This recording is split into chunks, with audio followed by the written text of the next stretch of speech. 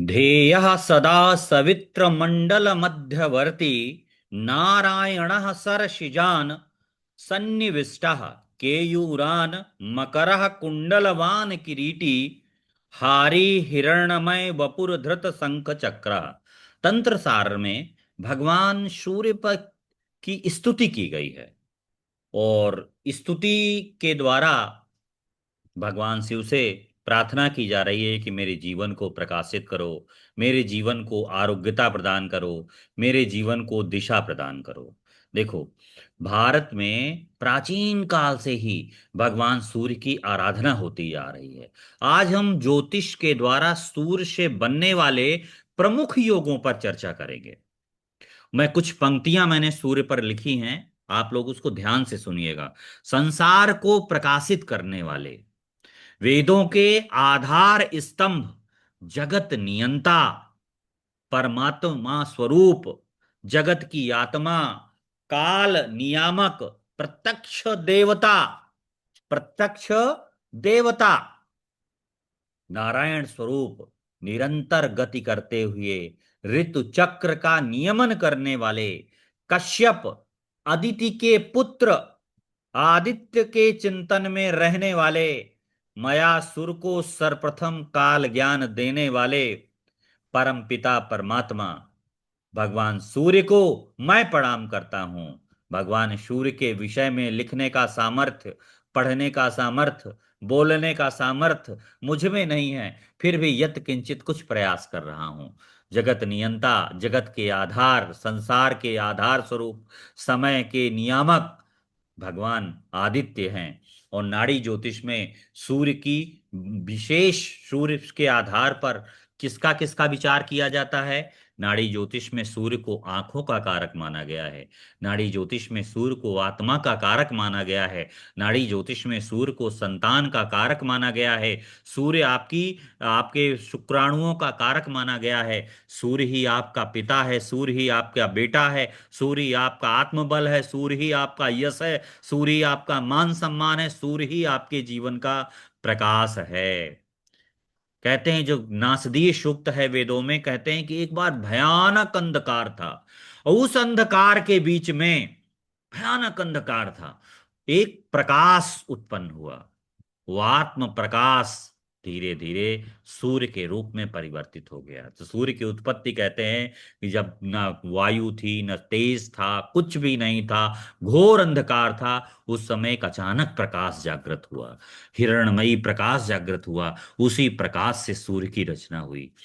हमारा सूर्य, अगर संसार जिस समय बालक जन्म लेता है उस समय सूर्य की स्थिति क्या है, इस आधार पर हम व्यक्ति के सूर्य का प्रभाव व्यक्ति के जीवन में करते हैं। एक कॉमन सी बात बता रहा हूं, जिस व्यक्ति का सूर्य कमजोर होगा, किताबी बात नहीं है, जिस व्यक्ति का सूर्य कमजोर होगा वो व्यक्ति में आत्मबल नहीं होता है, वो व्यक्ति में यशस्वी नहीं होता है, उस व्यक्ति में स्वाभिमान नहीं होता है। वो कैसे भी किसी भी तरह से समझौता करके जीवन यापन करने वाला होता है, जिस व्यक्ति का सूर्य खराब होता है।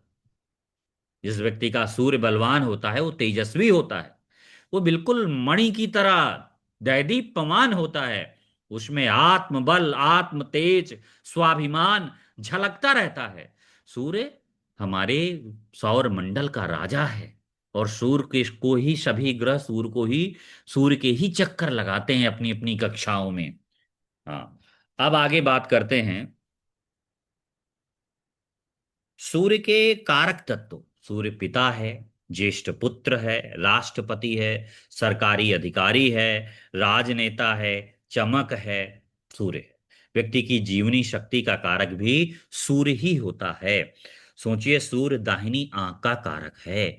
आपकी जो दाहिनी आंख है वो सूर्य है। आपके अंदर सूर्य की आराधना से आरोग्यता मिलती है। सूर्य की आराधना से दाहिनी आंख हमारी क्या होती है, ठीक हो जाती है। ये सूर्य के हमारे लक्षण हैं।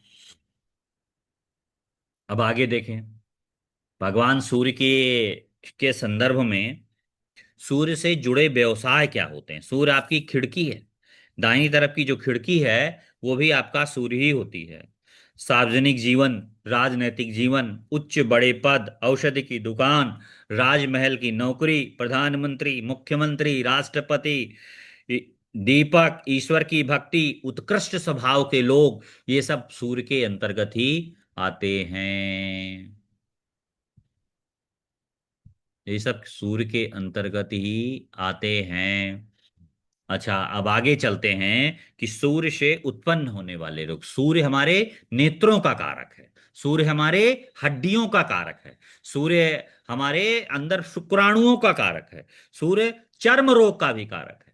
सूर्य खराब होगा तो चर्म रोग हो जाता है, चर्म रोग का भी कारक, सिर दर्द, मंदाग्नि, अग्नि जो होती है मंदाग्नि, जो जिसकी अग्नि मंद हो जाती है, डाइजेशन सही नहीं होता है, ब्लोटिंग ज्यादा होती है, तो उसका भी कारक सूर्य ही होता है। सूर्य से अगर प्रमुख जानवरों की बात करता हूं तो सूर्य से बाघ, शेर, हिरण, मोर आदि अग्नि तत्व प्रधान वाले, अग्नि तत्व प्रधान कहे गए हैं। सूर्य क्या है? अग्नि तत्व प्रधान के, अग्नि का वो क्या है, ऊपर की तरफ जाता है, हमेशा ऊंचाई की तरफ जाता है।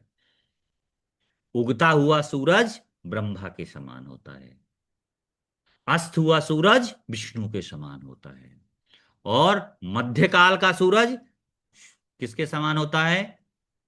मध्यकाल का जो सूरज होता है वो आपका, वो मध्यकाल का जो सूर्य होता है भगवान शिव के समान होता है। अगर आपकी कुंडली में सूर्य के साथ चंद्रमा बैठा है तो आपका पिता यात्रा का कुशल होता है, यात्रा करने का बड़ा शौकीन होता है, यात्राएं करता है। और उसमें एक सबसे बड़ी बात यह होती है कि उस देखने में बड़ा सुंदर और आकर्षक होता है। अगर सूर्य के साथ चंद्रमा, चंद्रमा आकर्षण देता है, उसे कई कलाओं का ज्ञाता होता है, उसको भोजन से संबंधित बहुत खाने में विशेष रुचि होती है, भोजन से जुड़े हुए व्यवसायों को करने वाला भी हो सकता है, यात्रा से जुड़े व्यवसाय को करने वाला भी हो सकता है, तीर्थ यात्रा करने वाला भी होता है, यदि सूर्य के साथ चंद्रमा बैठा है। सूर्य के साथ मंगल बैठा है तो पिता क्या है? क्रोधी होता है। सूर्य के साथ मंगल बैठा है तो पिता कैसा होता है? क्रोधी होता है। पिता मशीनरी से जुड़ा व्यवसाय करता है। पिता क्या करता है? मशीनरी से जुड़ा व्यवसाय करता है। और सूर्य अगर बुध के साथ बैठा है तो पिता बुद्धिमान होता है। सूर्य यदि बुध के साथ बैठा है तो पिता बुद्धिमान होता है। सूर्य यदि गुरु के साथ हो बैठा है तो पिता ज्ञानवान होता है। सूर्य यदि शुक्र के साथ बैठा है, सूर्य यदि शुक्र के साथ पिता धनी होता है। सूर्य यदि राहु के साथ बैठा है तो पिता के जीवन में समस्याएं आती हैं। सूर्य यदि केतु के साथ बैठा है तो पिता बड़ा धार्मिक होता है, पिता के जीवन में विवाद ज्यादा आते हैं, पिता को विवादित स्थितियों का सामना करना पड़ता है। सूर्य आपकी क्या है? दाहिनी आंख है। सूर्य के 1, 5, 9 में राहु बैठता है तो आपको दाहिनी आंख से जुड़े हुए रोग हो जाते हैं। अगर सूर्य का संबंध शनि राहु से बन जाता है तो आपको हृदय से जुड़े हुए रोग हो जाते हैं। सूर्य केतु के साथ है तो व्यक्ति की जो आंखें होती हैं वो छोटी होती हैं, व्यक्ति नारायण का भक्त होता है। केतु क्या है? नारायण का स्वरूप होता है, विष्णु का स्वरूप होता है। इसलिए व्यक्ति को नारायण की पूजा करने से विशेष लाभ मिलता है यदि सूर्य के साथ केतु बैठ जाता है। आगे, सूर्य के साथ गुरु अगर बैठता है तो पिता भक्त होता है, पिता धार्मिक होता है, पिता उच्च स्तरीय नौकरी करने वाला होता है। पिता की का समाज में पिता को मान सम्मान की प्राप्ति अवश्य होती है। सूर्य के साथ गुरु और बुध बैठ जाएं तो सूर्य पिता का कारक होता है, गुरु ज्ञान का कारक होता है, अब बुध शिक्षा का कारक होता है। पिता ज्ञानी होता है, पिता शिक्षक होता है, पिता प्रतिष्ठित होता है, पिता के ज्ञान को दूर दूर तक लोग जानने वाले होते हैं।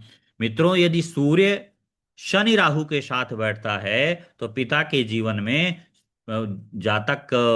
जातक को पिता का सुख कम मिलता है, पिता का जीवन बड़ा संघर्षपूर्ण होता है। सूर्य के साथ शुक्र राहु बैठता है तो पिता के जीवन में धन की कोई कमी नहीं होती है, दिन दूना रात चौगुना धन कमाने वाला होता है। सूर्य के साथ यदि शनि केतु बैठता है तो पिता केवल भक्त रह जाता है, भौतिक जीवन में उसे बहुत उन्नति की प्राप्ति नहीं होती है। अगर आप प्रिडिक्शन करने जा रहे हो किसका सूर्य सबसे खराब फल देगा, जिसका सूर्य नीच राशि में बैठा हो, राहु केतु के साथ बैठा हो, उसके पास लैक कॉन्फिडेंस, कॉन्फिडेंस की कमी होगी,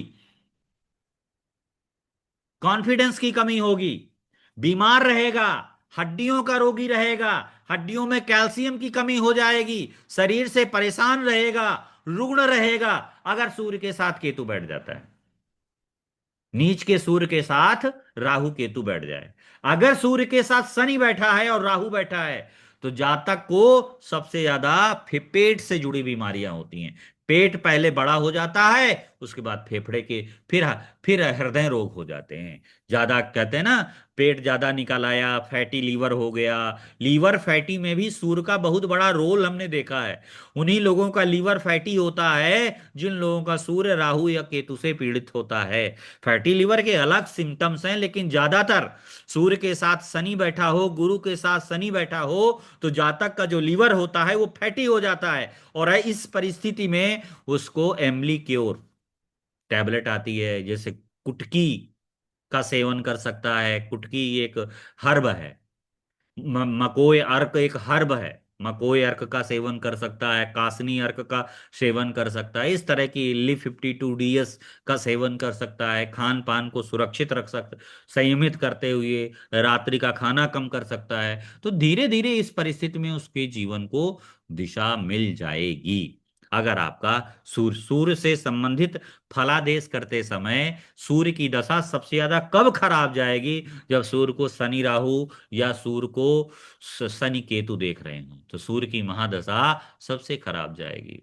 सूर्य की सबसे अच्छी, सूर्य को अगर गुरु देख लेता है, सूर्य गुरु और मंगल के साथ बैठता है, तो व्यक्ति का जीवन बड़ा अच्छा होता है, यशस्वी होता है, दीर्घजीवी होता है, जीवन में बहुत प्रगति करने वाला होता है।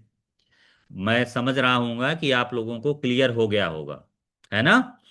और आगे अगर और बात करते हैं कि सूर्य मंगल शुक्र, सूर्य मंगल शुक्र, सूर्य क्या है, पिता है, मंगल के साथ शुक्र बैठा है, पिता के पास धन की कमी नहीं रहती है। पिता के पास मंगल जमीन जायदाद है, शुक्र बना बनाया मकान है। पिता के पास जब मकान भी होता है और जमीन जायदाद होता है, जितना बताया है उतना क्लियर है, कहीं पर भी लगाना, लगा के देख लेना। अगर मेरे सूत्र लगाते समय इस बात का ध्यान रखना, ग्रह के बल का, अगर उसको राहु केतु देख लेंगे तो ग्रह का योग भंग हो जाएगा। जैसे सूर्य मंगल शुक्र को राहु केतु देखेंगे तो उसका प्रभाव कम हो जाएगा, पिता के पास जमीन नहीं रह जाएगी। सूर्य के आगे शनि बैठ जाएगा तो भी उसका योग भंग हो जाएगा, पिता के पास जमीन नहीं रह जाएगी। फलादेश करते समय इस बात का भी विशेष ध्यान रखना है। मुझे लगता है कि आप लोगों को ये चीज क्लियर हो गई होगी।